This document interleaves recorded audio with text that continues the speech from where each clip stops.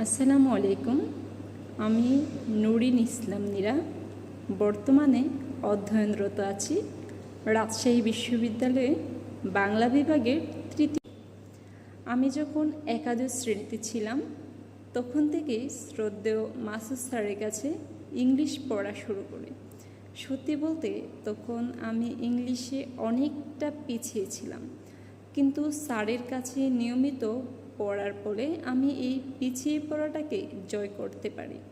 কারণ স্যার একদম বেসিক ধরে পড়াতেন, অনেক বেশি প্র্যাকটিস করাতেন।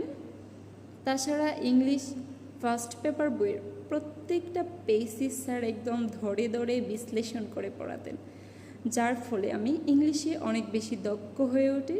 আর এই দক্ষতাটাই আমার অ্যাডমিশন জার্নিতে অনেক সহায়ক ভূমিকা পালন করেছে। স্যারের প্রতি আমি অশেষ কৃতজ্ঞ।